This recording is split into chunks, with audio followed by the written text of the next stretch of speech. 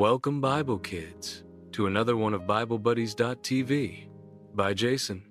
Today we are looking at Esther, a brave woman. Sit tight and enjoy.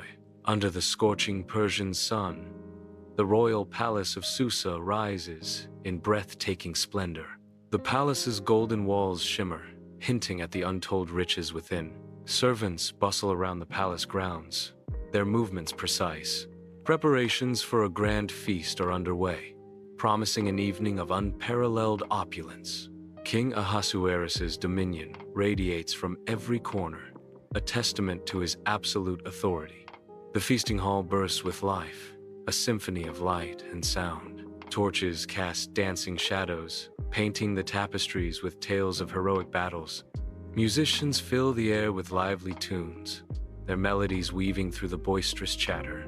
King Ahasuerus, flushed with wine and pride, surveys the spectacle from his throne. The king, drunk and boastful, orders his queen, Vashti, to display her beauty before the court.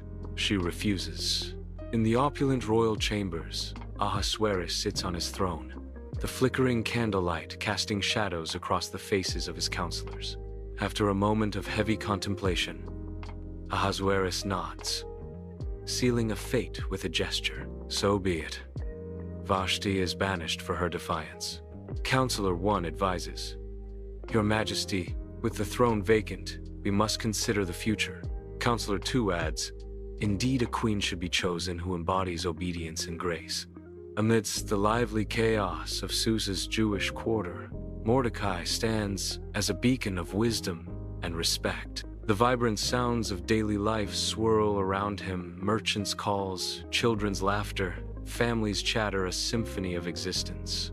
Whispers of the royal decree carried by the wind reach his ears, each word a chilling premonition. As the decree's implications crystallize, deep lines of concern etch themselves onto Mordecai's weathered face. Inside Mordecai's humble home, Esther's beauty shines, yet a shadow of worry crosses her face. Mordecai stands beside Esther, his expression grave, his hand resting reassuringly on her shoulder. The weight of Mordecai's words hangs heavy. "You must conceal your Jewish identity. Enter the selection process for the new queen." Esther's eyes reflect a mix of fear and determination as she contemplates Mordecai's grave request. Inside the opulent harem, Esther steps forward, her eyes reflecting a unique determination amidst the sea of nervous faces. Surrounded by a flurry of perfume and anxious whispers, Esther moves with an air of quiet grace, her intelligent eyes absorbing every detail. The harem's vibrant colors and luxurious fabrics serve as a backdrop to Esther's composed curiosity. Hegai, the king's eunuch, observes the new arrivals, his gaze lingering on Esther, intrigued by her unusual composure. Hegai's discerning gaze reflects a flicker of surprise as he notes Esther's poise. In a room teeming with nervous energy, Esther remains an island of calm, capturing Hegai's focused attention. Inside the opulent throne room, King Ahasuerus surveys the hopeful women. Esther steps forward, her gentle spirit radiating through the room. The king's gaze is captured by Esther's beauty. Esther maintains a humble posture before the king. Ahasuerus observes Esther, his expression softening. Inside the opulent chambers of the royal palace, Esther stands radiant, a vision of grace as she is crowned Queen of Persia. Despite her newfound power, Esther remains obedient, her heart anchored to Mordecai's guidance. In the shadows of the palace, Esther guards her secret, her Jewish identity concealed beneath a queenly facade. Esther walks through the palace halls, her royal garments flowing behind her as she navigates the complex world of the Persian court. Esther kneels in private prayer, her secret faith a source of strength and solace amidst the grandeur and intrigue. Esther stands at a balcony, gazing out over the kingdom, her face a mixture of hope and trepidation as she embraces her destiny. In the sun-drenched throne room, Haman, draped in luxurious robes, stands before the throne, his arrogance palpable.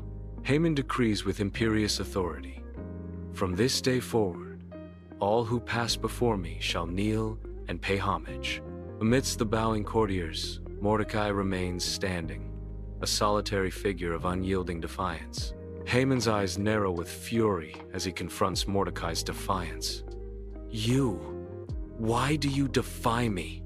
Mordecai stands silently, unwavering in his resolve as Haman stares at him. In the bustling streets of Susa, Haman's face twists into a mask of pure, unadulterated fury. The shocking revelation Mordecai is a Jew strikes Haman with the force of a physical blow. Haman stumbles slightly, his face a mask of disbelief and growing rage. A dark vow begins to form in Haman's eyes, promising vengeance.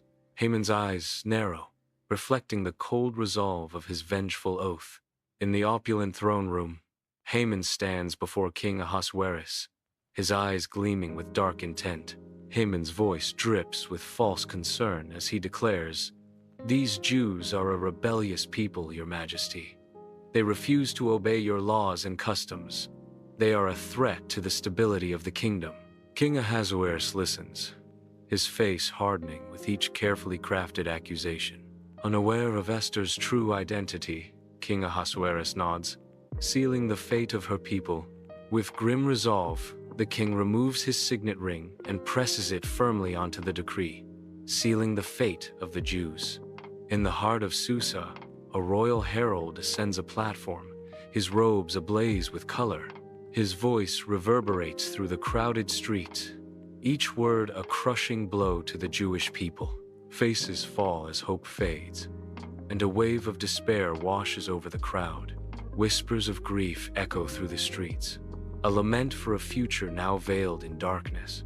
Sunlight floods Mordecai's modest home, highlighting his worried expression as he completes his urgent message. He sends the message, and his concern is palpable.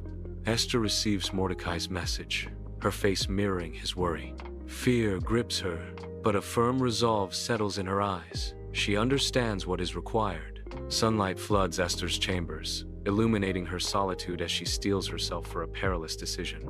Her hands tremble, betraying the fear she fights to conceal. Her lips move in silent prayer, a desperate plea for courage against impending doom. Esther's resolve hardens as she prepares to face the king. She seeks divine guidance, her heart pounding with anxiety as she prepares to approach the king uninvited. Esther approaches the throne room with trepidation, her heart pounding with each step. King Ahasuerus, a figure of immense power, watches Esther's advance from his majestic throne. A golden scepter extends towards Esther, a sign of mercy that could alter her fate. The narrator speaks. The extension of the scepter signifies that Esther's life is spared. Esther seizes the moment, extending an invitation. "I invite you, Your Majesty, and Haman to a banquet." A sense of relief washes over Esther as she stands before the king, awaiting his response to her invitation.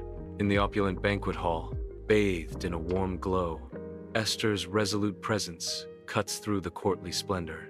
With a voice filled with purpose, Esther declares, "Your Majesty, I must reveal a truth that weighs heavily on my heart.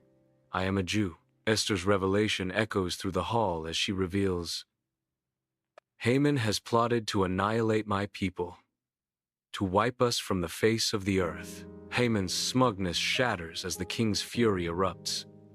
Silence. Haman, your wickedness is revealed. You shall be hanged on the very gallows you prepared for Mordecai. Haman's arrogance crumbles into desperate pleas. "Mercy, I beg you, spare my life."